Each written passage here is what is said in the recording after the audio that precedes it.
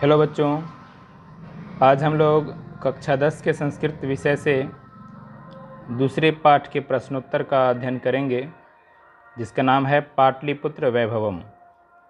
सबसे पहले अगर आप हमारे channel the track of science पर नए हैं तो इस चैनल को सब्सक्राइब कर लें, ताकि आने वाले समय में आपको सभी ज्ञानवर्धक वीडियोज़ प्राप्त होते रहें।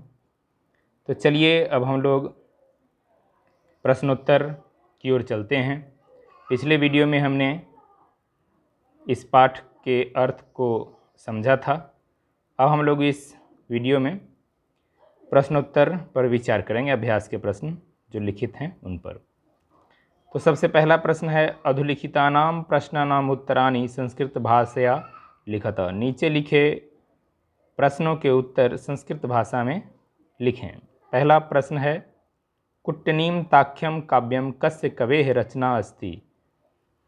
कुट्टनीम ताख्य कवि काव्य के कवि कौन है, किस कवि की रचना है। उत्तर है कुट्टनीम ताख्यम काव्यम दामोदर गुप्तस्य कवेः रचना अस्ति। दूसरा प्रश्न है, पाटलिपुत्रम कस्याः नद्याः तीरे अवस्थितमस्ति। इसका उत्तर हो जाएगा पाटलिपुत्रम गंगायाः तीरे अवस्थितमस्ति। तीसरा प्रश्न, चंद्रगुप्त मौर्यस्य काले अस्य नगरस्य रक्षा व्यवस्था कीदृशी आसीत्। उत्तर होगा चंद्रगुप्त मौर्यस्य काले अस्य नगरस्य रक्षा व्यवस्था अति उत्कृष्टा आसीत्। तो इन सब प्रश्नों की हिंदी आप समझ रहे होंगे, क्योंकि पाठ में आपने उसका अध्ययन कर चुका है। जैसे दूसरे प्रश्न का उत्तर, प्रश्न और उत्तर समझे हम लोग। पाटलिपुत्र किस नदी के किनारे अवस्थित है। उत्तर है पाटलिपुत्र गंगा नदी के किनारे अवस्थित है। तीसरा प्रश्न, चंद्रगुप्त मौर्य के समय में इस नगर की रक्षा व्यवस्था कैसी थी। उत्तर है चंद्रगुप्त मौर्य के समय में इस नगर की रक्षा व्यवस्था अति उत्कृष्ट थी, बहुत अच्छी थी। अगला प्रश्न, राज्ञः अशोकस्य समये अस्य नगरस्य वैभवं कीदृशम् आसीत्। राजा अशोक के समय में इस नगर का वैभव कैसा था। उत्तर है राज्ञः अशोकस्य समये अस्य नगरस्य वैभवं सुतरां समृद्धम् आसीत्। राजा अशोक के समय में इस नगर का वैभव बहुत समृद्ध था। अगला है, काव्य मीमांसा नामकम ग्रंथम कः अलिखत। काव्य मीमांसा नामक ग्रंथ किसने लिखा। उत्तर है काव्य मीमांसा नामकम ग्रंथम राजशेखर अलिखत। काव्य मीमांसा नामक ग्रंथ राजशेखर ने लिखा। इस तरह से पहले प्रश्न का उत्तर हो गया।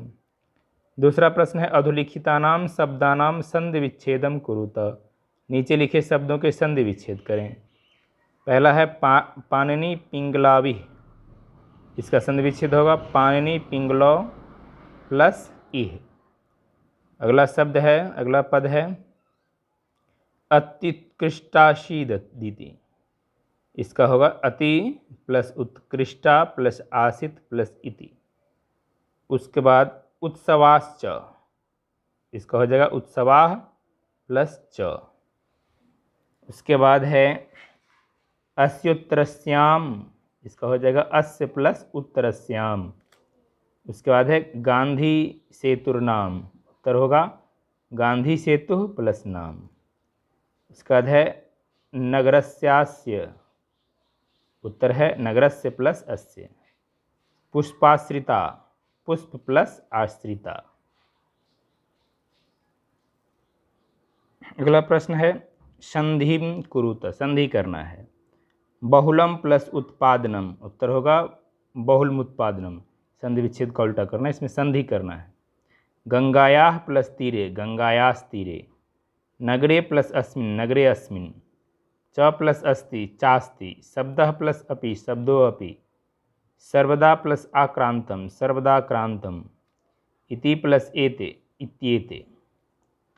फिर अगला प्रश्न है, अधुलिखितानां पदानां स्ववाक्येषु संस्कृते प्रयोगम कुरुत। नीचे लिखे पदों का अपने वाक्यों में प्रयोग करें।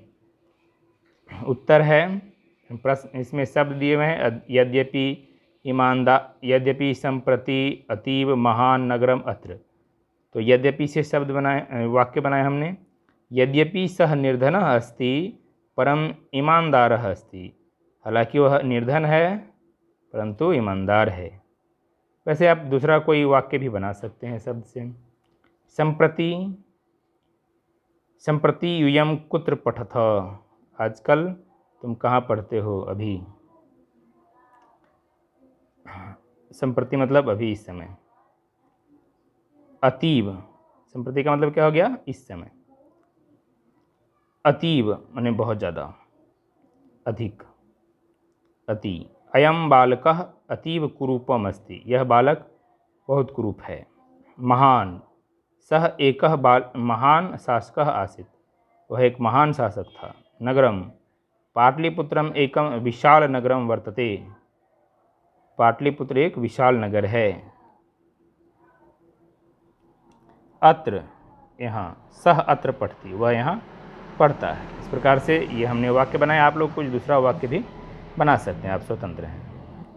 उसके बाद है रिक्त स्थानानि पूर्यत, रिक्त स्थानों की पूर्ति करना है। जो दिया हुआ शब्द है ब्रैकेट्स में, आप बुक में देख सकते हैं प्रश्न, उन शब्दों से, उन पदों से एक पद इसमें भरना है चुन के।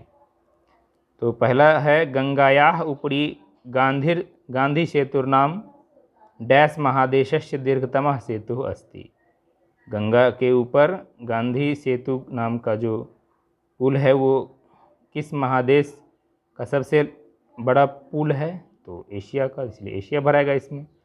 पाटलिपुत्र नगरे प्रसिद्धम डैश अस्ति, डैश में क्या भराएगा, गोलगृहम। पाटलिपुत्र से नामांतरम डैश प्राप्यते, नामांतर क्या है दूसरा नाम, कुसुमपुरम। कौमुदी महोत्सव डैश अतीव प्रचलित है, कब था प्रचलित कौमुदी महोत्सव, तो गुप्त शासन काले। पाटलिपुत्र से डैश दिशि गंगा नदी प्रवहती, पटना के पाटलिपुत्र के किस दिशा में गंगा नदी बहती है, उत्तरस्याम।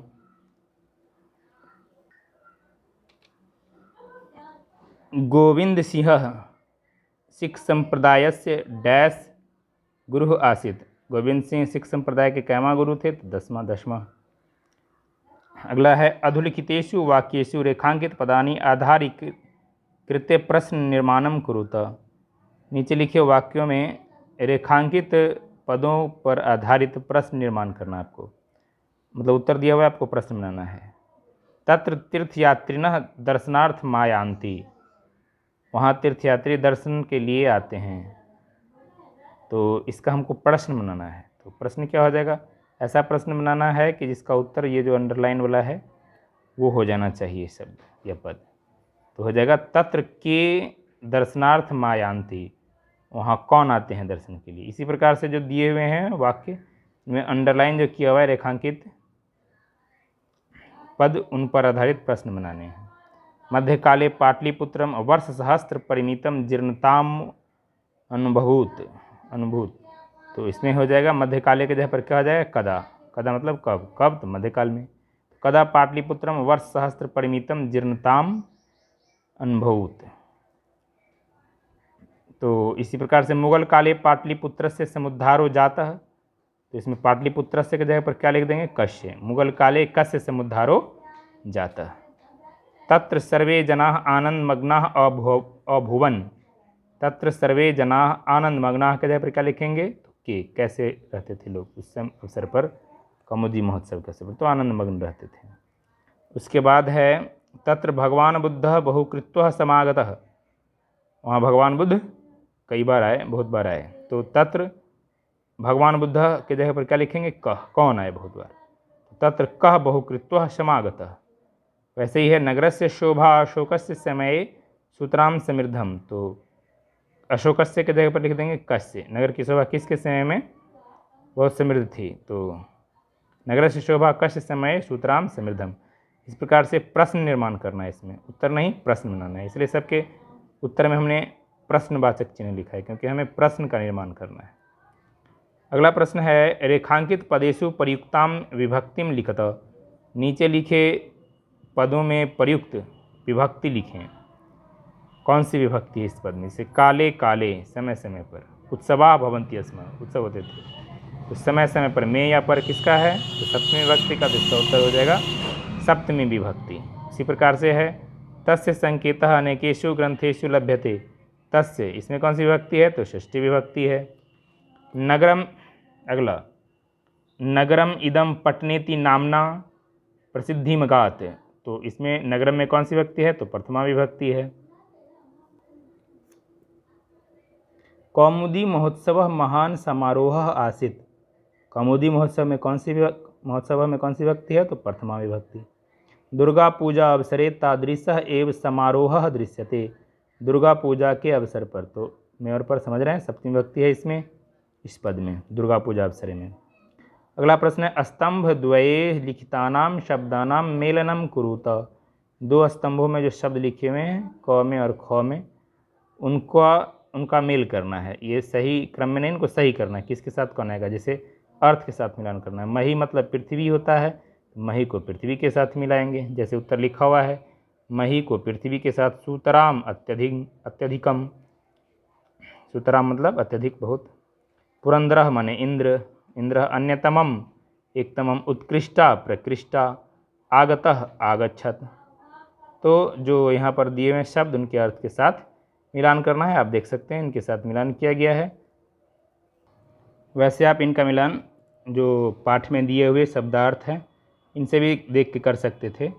अन्यतमम, एकतमम, मही, पृथ्वी, पुरंदर, इंद्र, इस प्रकार से आप देख सकते हैं इसमें कर, उत्कृष्टा प्रकृष्टा, सूतराम अत्यधिकम, आगतः आगच्छत।